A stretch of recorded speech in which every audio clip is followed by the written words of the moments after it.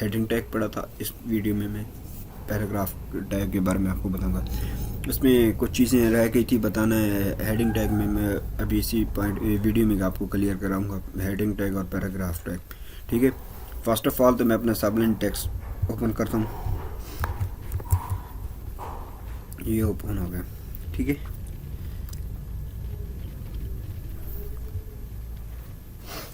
New file create करता हूँ। यहाँ मैं सेव, इस फाइल को पहले सेव कर लूँ ना। सबसे इसका मैं लिख देता हूँ पैराग्राफ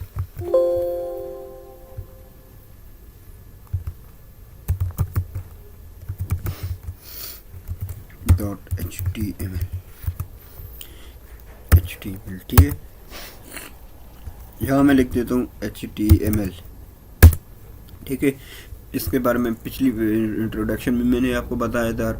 हेडिंग टैग के बारे हेडिंग टैग में भी मैंने इसके बारे में आपको बताया था।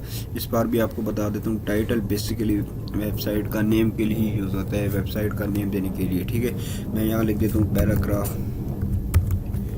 PH। ठीक है, पैराग्राफ आ गया। यहाँ पिछली बार मैंने आपको हेडिंग टैग बताया था। अब मैं फिर थोड़ा इस पर रिवाइज करा देता हूँ आपको फिर हेडिंग टैग हम कैसे यूज़ करते हैं, और एक दो और चीज़ें इसमें मैं आपको बताऊँगा। ठीक है, फर्स्ट H1। ठीक है, लिख देता हूँ welcome to my web page.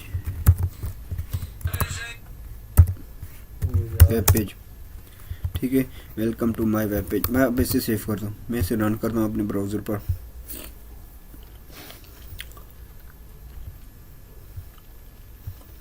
ठीक है, welcome to my web page. ठीक है, ये आ गया मेरा हेडिंग टैग। अब मैं एक दो चीज़ें ऐसी हैं मैं आपको फिर वो भी बता दूँगा। अब इसमें मैंने क्या चेंज कर सकता हूँ। ठीक है, यहाँ मैं आ जाता हूँ इस टैग के अंदर, स्टाइल, इधर दे देता हूँ कलर। ठीक है, रेड दे देता हूँ, सेव करता हूँ, फिर दोबारा ब्राउज़र पे रन करता हूँ। देखिए पहले उसका कलर था ब्लैक, मैंने अब कलर दिया रेड, राइटिंग कलर चेंज हो गया। अब मैं इस पर बैकग्राउंड कलर अप्लाई करता हूँ। वो अब कैसे करते हैं, बैकग्राउंड इसका दे देता हूँ ग्रीन, दे देता हूँ, चल ग्रे दे देता हूँ। ठीक है, ये ग्रे आ गया। देखिए अब बैकग्राउंड इसका ग्रे हो गया।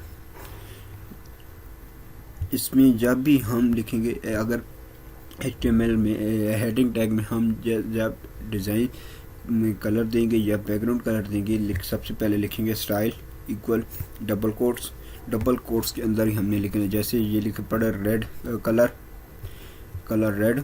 ठीक है, फिर कॉमा, फिर बैकग्राउंड कलर, फिर कॉमा। ये क्लोज टैग हो गया फर्स्ट।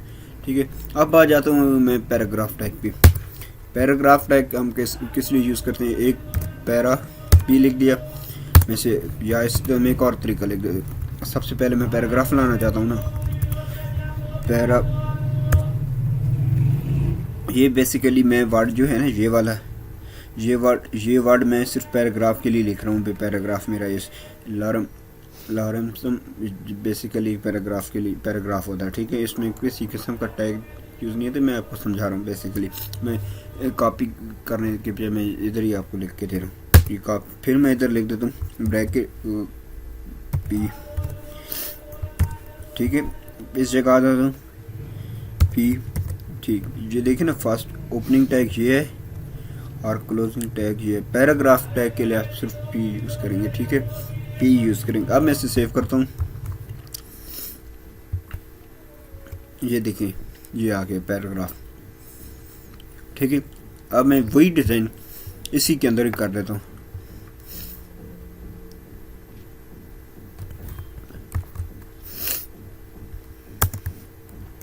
ये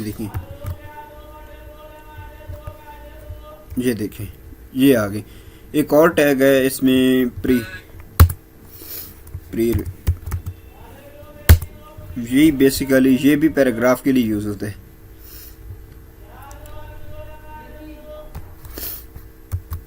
ठीक है, इसे मैं कॉपी पेस्ट कर देता हूँ।